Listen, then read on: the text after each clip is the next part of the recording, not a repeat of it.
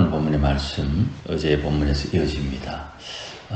팔복 이후에 팔복에서 강조되는 말씀, 어제 의에 대해서 계속 말씀을 드렸지요.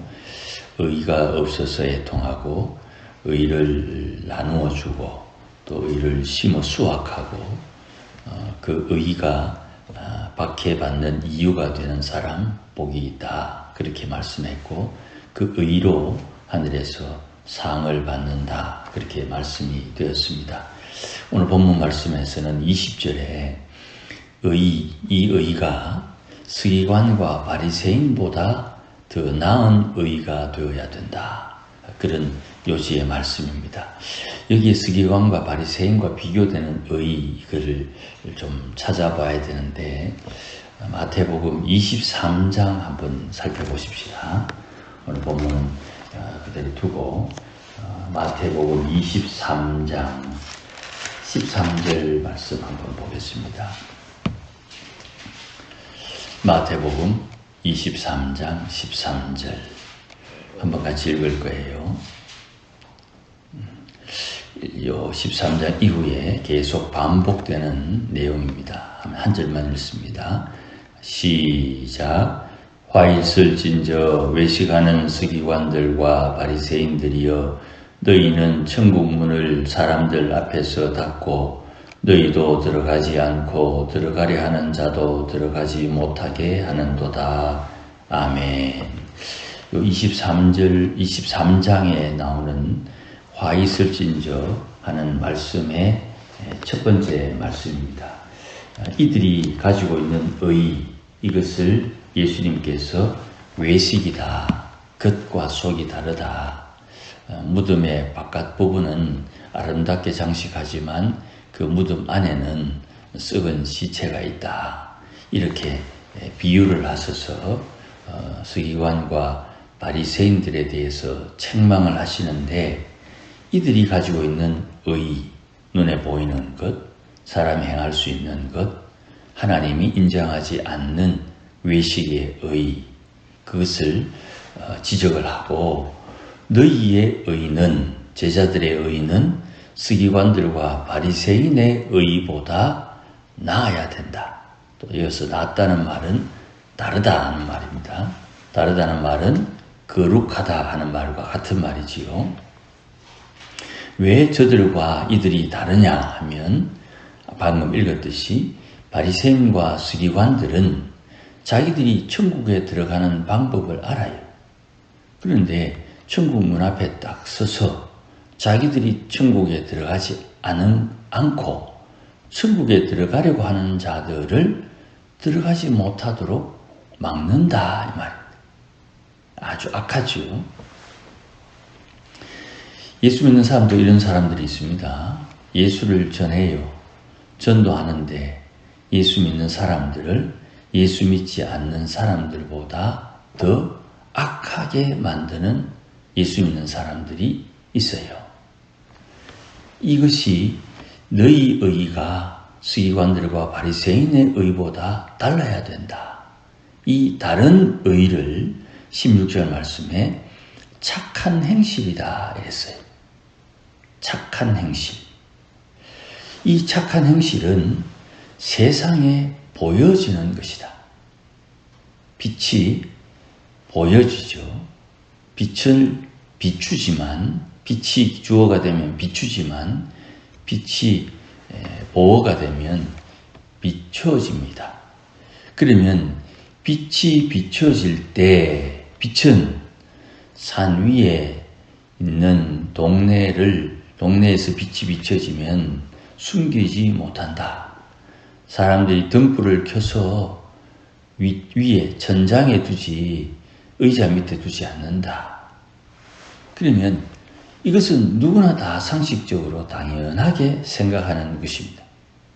똑같은 빛에 대한 이야기가 소금에 대한 이야기로 한 번 더 반복됩니다. 이거를 오늘 본문 13절에서 16절을 따라 읽으면, 세상에 있는 제자들은, 세상에 있는 하나님의 백성들은 세상의 소금이다. 이 소금이 맛을 잃으면 세상 어느 것도 짜게 할 수 있는 것이 없다. 그러니 이 소금은 꼭 필요한 존재고 있어서 반드시 유익을 끼치는 존재가 된다. 이 말은 책임감에 대한 이야기일 수도 있는 것입니다. 우리가 하나님 앞에 회개한다 할 때에 소금의 입장에서 회개를 하는 겁니다. 내가 지은 죄가 아니에요. 그런데 내가 지은 죄처럼 하나님 앞에 회개하는 거예요. 이건 얼마나 우리에게 주어진 엄청난 권세가 되는 거예요. 우리는 생각할 때 권세는 세상에서 떵떵거리는 것으로 권세를 누린다고 생각하지요. 역시 그것도 좋은 표현이 됩니다. 그런데 이 세상의 주인이 어긋난 사람이에요. 어긋난 존재. 악한 마귀가 공중에서 이 세상에 있는 모든 존재들을 장악하고 있습니다. 심지어는 이 피조세계도 마귀가 자기 것인 양 다스리고 있다 이 말이죠. 그 이유는 우리가 아는 대로 처음 사람 아담이 하나님 앞에 죄를 범했어요. 그 죄값을 우리는 엄청나게 크게 지불하고 있는 것이지요. 그 모든 것이 다 내 책임이냐? 성경은 내 책임이라는 것 이전에 하나님이 주신 책임에 대한, 하나님이 주신 그 계명에 대한 불순종을 언급하는 거예요. 그러니 우리가 하나님 앞에 순종치 않음으로 인해서 생기는 결과는 우리의 상상을 초월하는 것이, 이것을 다시금 찾기 위해서, 회복하기 위해서 예수님께서 이 땅에 오신 것이 되는 겁니다. 우리는 세상의 소금이요 빛으로 존재하고, 우리는 세상에 빛을 비추고 소금이 맛을 내듯 착한 행실로 사람들에게 드러나야 되는 것이에요. 이 착한 행실은 단순하게 착하다는 의미의 핵심이 아니라 너희의 의가, 제자들이 드러내는 의가 의를 주신 하나님을 드러내는 것이다 하는 의미가 되는 것입니다. 착한 행실은 밥 퍼주고 동네 청소하고 쓰레기 줍고 하는 거기에 머무는 게 아니에요. 그런 행동을 하게 한 이유가 어디에 있느냐? 하늘 아버지에게 있다는 것을 드러내는 것이 착한 행실이 되는 것이에요. 이 착한 행실을 위해서 예수님께서 17절 말씀에 율법과 선지자를 폐하지 않고 완전케 한다. 완전하게 한다. 예수님이 율법과 선지자를 완전케 하시는 분이다. 이 말씀이 예수님 말씀이잖아요. 그러니 안식일을 완전케 하신다 이 말. 안식일을 지키는 그 계명을, 율법을 지키는 행실로 구원을 이루는 게 아니고, 구원을 받았으니, 출애굽했으니, 애굽에서 벗어났으니 약속의 땅에 들어가기 위해서 계명이 주어지는 것처럼 구원을 받았으니 구원받은 삶을 사는 것이에요. 주일을 거룩하게 지키자 하는 말을 우리 옛날에 얼마나 어렵게 지켰습니까? 이 아름다운 이야기를 한순간에 내팽개치는 어리석은 사람들이 있어요. 이 살기 좋은 세상에 자유롭게 살기 위해서 하나님의 계명을 버린다 이 말입니다. 요한복음에 이제 기회가 되면 또 말씀드리겠습니다만은 예수님께서 사람에 대해서 엄청난 책망을 합니다. 나는 너희가 나를 사랑하지 않는 줄을 알았다. 사람들이 하나님을 사랑한다고 난리법석을 펴도 주님께서 네가 나를 사랑하지 않는 줄을 내가 알았다. 엄청난 평가지요. 열심을 다해 주를 섬긴다고 섬겼는데 주께서 너희는 나를 사랑하지 않는 줄 알았다. 이게 얼마나 큰 충격이 되겠습니까? 왜 그러냐? 주의 말씀에 관심이 덜한 거예요. 그걸 오늘 본문 말씀 18절에 이렇게 표현했습니다. 천지가 없어져도 율법 1.1행은 없어지지 아니하고 다 이룬다. 이게 얼마나 무서운 말씀입니까? 천하 만물이 다 없어져도 율법은 이루어진다. 이 율법이 이루어지는 이 핵심이 19절에 계명을 언급합니다. 계명 중에 지극히 작은 것 하나라도 버리고 또 계명을 버리고 가르치는 사람, 천국에서 작다고 평가받는다. 천국에서 크다 평가받는 사람은 계명을 가르치고 계명을 행하는 사람이다. 그러면 하늘에서 받는 상급의 기준이 계명에 있는 거죠. 그 계명이 천하보다 귀하다 이 말이에요. 천하는 없어져도 이 계명은 없어지지 않는다. 영적 세계의 질서, 기준이 되는 거예요. 기준.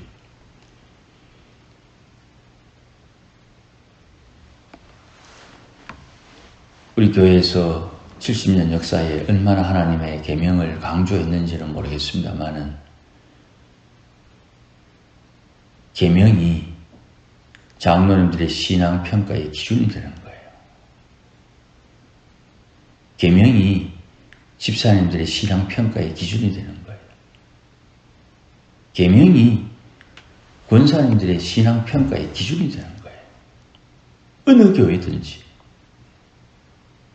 이 계명을 어떻게 대하느냐, 계명을 대하는 태도에 따라 하나님 앞에 인정받느냐, 인정 못 받느냐가 달라진다 이 말입니다.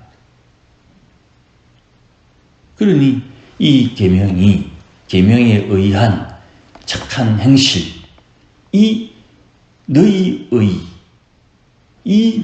의가 서기관들이 말하는 천국에 들어가는 방법도 알고 천국문도 아는데 천국문 앞에서 들어가지도 않고 들어가려고 하는 사람도 못 들어가게 막는 이 악한 서기관과 바리새인들의 의 행실보다 나아야 된다 이 말이죠. 그러면 상대적으로 계명에 의한 착한 행실과 서기관과 바리새인들의 의는 악한 행실이 되는 거죠. 하나님 앞에서 우리가 은혜를 구합니다 하고 기도할 때에 주님께서 만약에 내가 왜 너에게 너의 기도를 응답해 줘야 되느냐고 물으신다면 사실은 매일 묻지만 나는 어떤 대답을 해야 되느냐. 하나님이 천하를 다 없애버려도 천하보다 소중하게 여기는 계명을 내가 들고 있어야 되는 거예요. 요한계시록을 보면 천사들이 성도들의 기도를 접시에 담아서 하늘로 들고 갑니다. 분명히 천사들이 우리의 기도를 받아서 금쟁반에 담아 천국으로 하늘로 올라가다가 우리의 기도가 하나님의 계명에서 어긋나고 벗어나고 또 착한 행실이 아니라 서기관과 바리새인들처럼 악한 행실을 위한 것이라면 천사가 그 더러운 기도를 가지고 가다가 다 쏟아버리는 거예요. 분명히 기도를 받았는데 하나님 앞에 가까이 가면 갈수록 그 더러운 것이 드러나면 다 버리는 거예요. 그거는 천사들이 자기가 해야 할 직무가 되는 겁니다. 내 인대는 기도를 받아야 되고 하나님 앞에는 기도를 제출해야 되는데 가다가 악한 것은 다 쏟아버리는 거예요. 그러니 하나님께서 원하시는 것이 무엇이냐를 분명히 알아야 됩니다. 더 구체적으로 하나님이 어떤 분인지를 알고 하나님이 관심 있는 것을 알고 거기에 초점을 맞춰야 되는 거예요. 서양 사람들과 우리와의 차이가 여기에 있습니다. 요즘 한국 무기가 많이 팔린다고 신문에 좀 드러납니다만 한국 무기가 좋은 이유는 한 가지입니다. 사용자 중심으로 생각을 해요. 사용자, 그 물건을 직접 현장에서 쓰는 사람들의 마음을 헤아려서 그것을 만들어요. 그러니 K9 자주포 같은 경우에는 포탄이 엄청 무겁거든요. 그 포탄 무거운 것을 사용하는 그 군사 장병들이 그것을 매번 들고 장전하고 쏘고 장전하고 해야 되는데 그걸 자동화했어요.